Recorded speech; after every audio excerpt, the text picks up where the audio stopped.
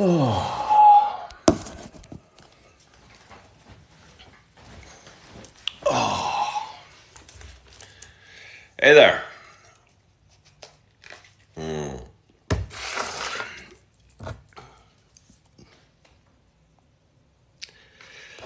Good morning, Ginger Plum.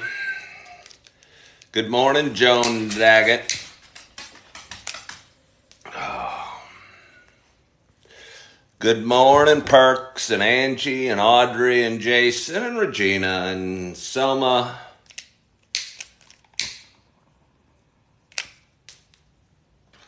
And Rich and Mom revamped. Scott Coop. I used to know a Scott Cooper. I wonder if it's the same one. Haven't heard from Scott Cooper in quite some time.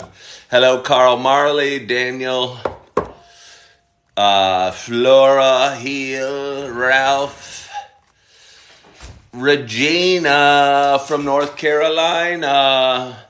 Good morning, good morning, good morning to you. And Sarah. My name is Ken Tracy, and this is Coffee with Ken. Hello, BC Bears. This is a show I've been doing for quite a long time. And before I get too far ahead and get my introduction all flipped around, it is Thursday morning, and I need to keep reminding myself what day and what the date is. Thank you so much for following the host.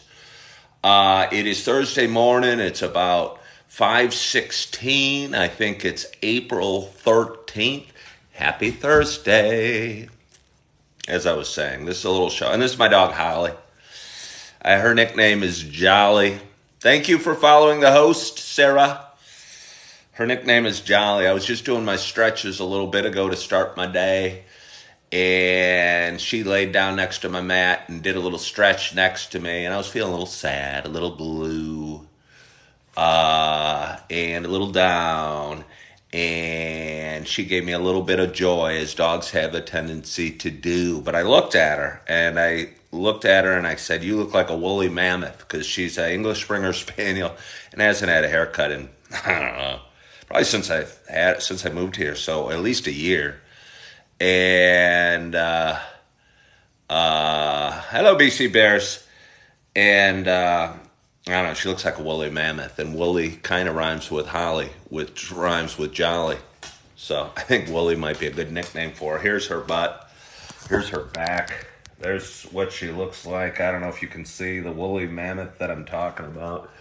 But anyway, before I talk too long, as I have a tendency to do, this is a show about me talking, and a show about me sharing some things. But for those that have been watching a while, I hope you know by now, it's also a show about me sharing my love of coffee. And with that in mind, I have a nice hot cup of coffee in front of me, and I'm so excited to take this desperately needed sip at this very early hour on a Thursday morning. Not that very early, but a little ahead of schedule. Uh-oh. Hey, hang with me. I just remember. Come back. You'll come back. Come back.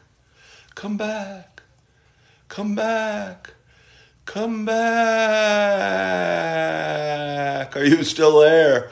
How many people did I lose? I probably lost most of my audience. I realized as I was talking through here that welcome back, that I'd forgot to unset my alarm. And so I had to unset my alarm lest it go off in 15 minutes. I'll try and remember that tomorrow. But anyway, as I was saying, and thanks for sticking around with me during that minor technical glitch. For those who've been watching a while, you know it is a show about me talking, but it's also a show about me sharing my love of coffee. And with that in mind, I got a nice hot cup of coffee in front of me. I'm so excited to take this first sip. I hope wherever you are, whatever you're doing, you got a hot cup of coffee in front of you as well. Cheers to us.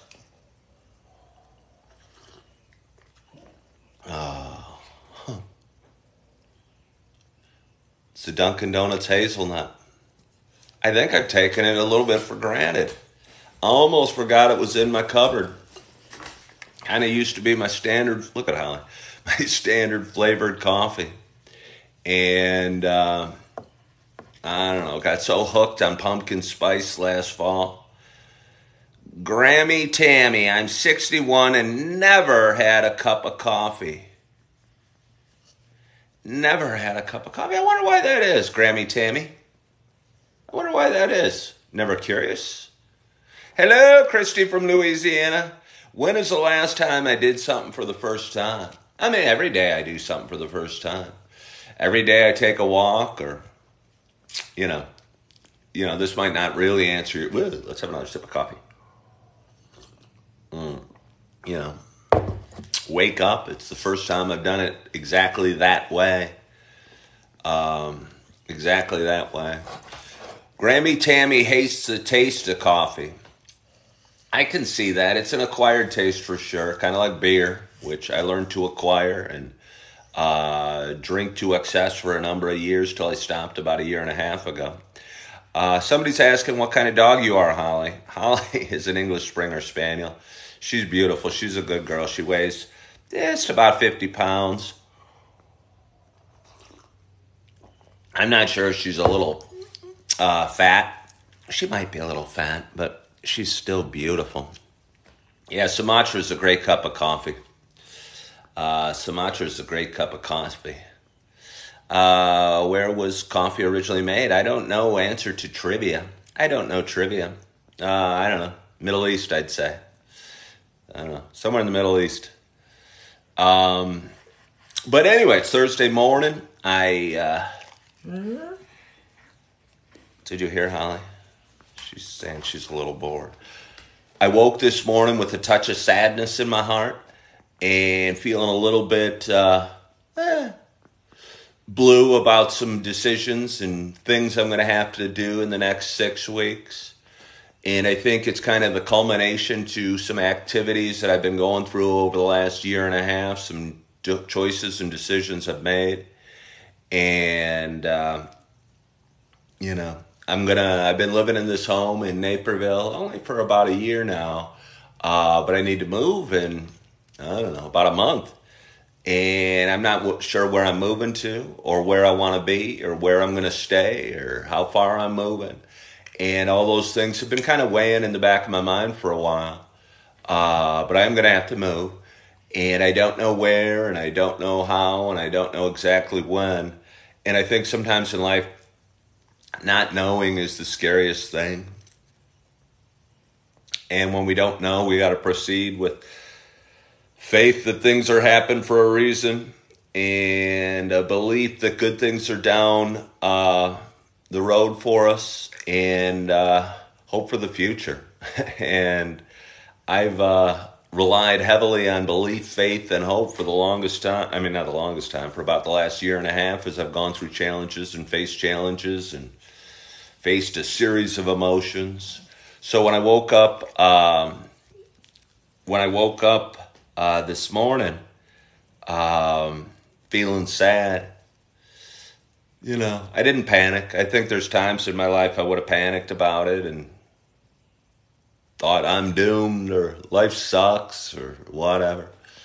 And I realized I was sad and that was probably a natural response to, the choices I have to make.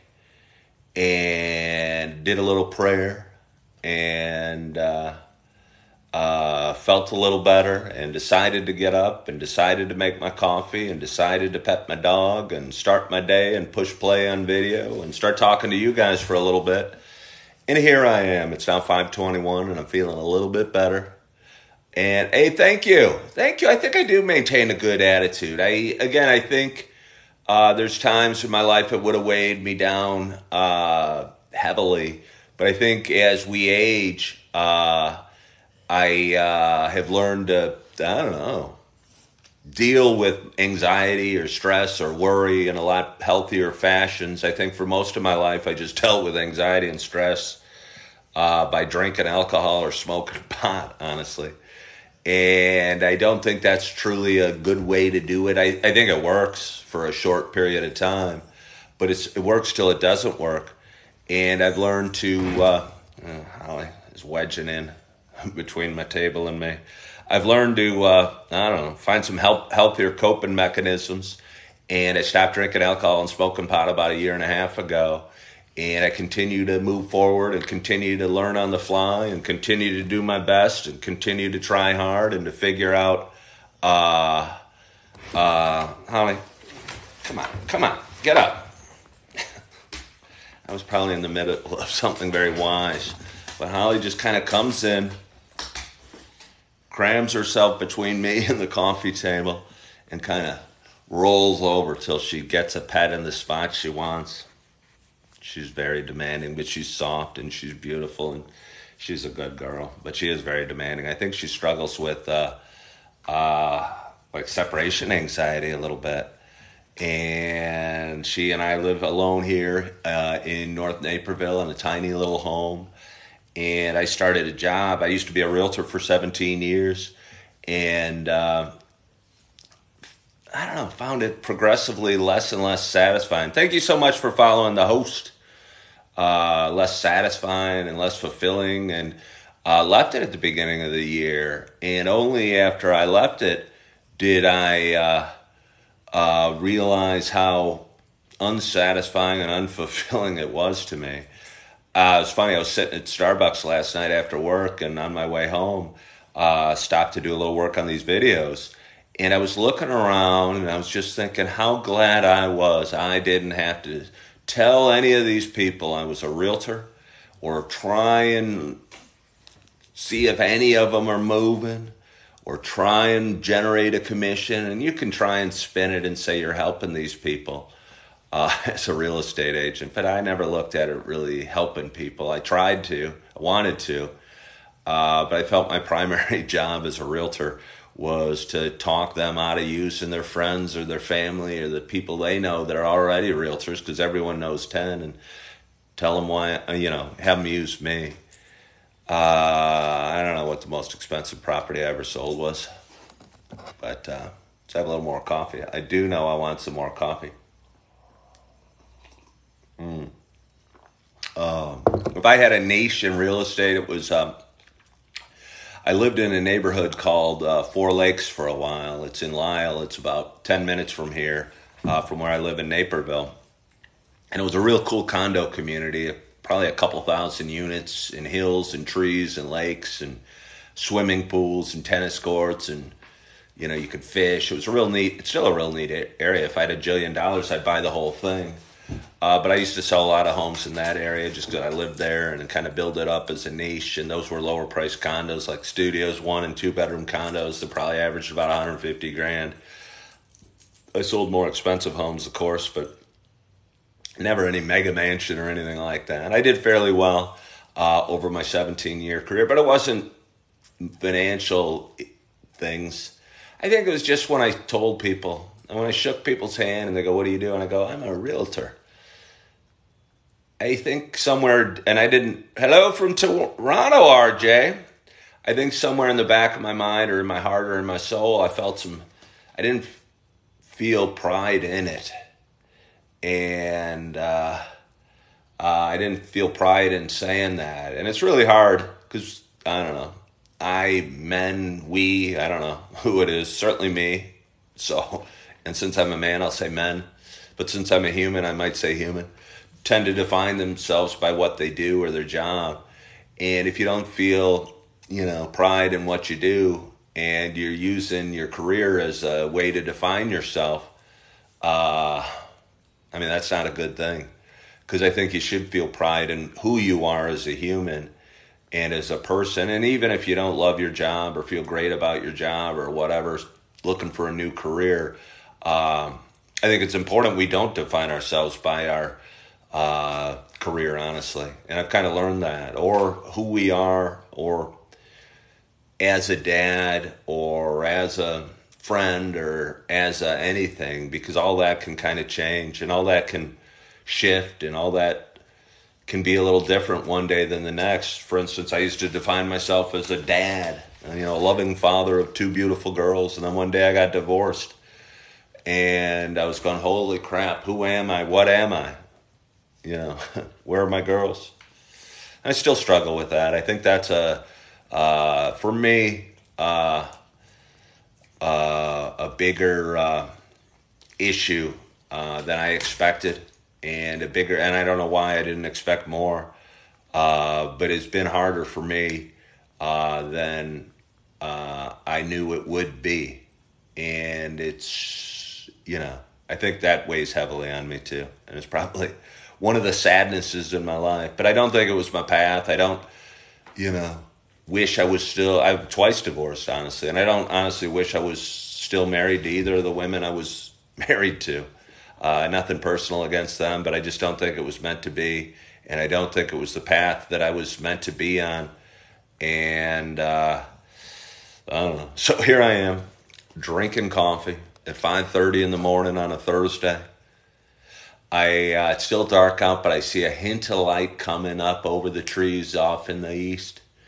And I got a busy day. Thursday's a busy day.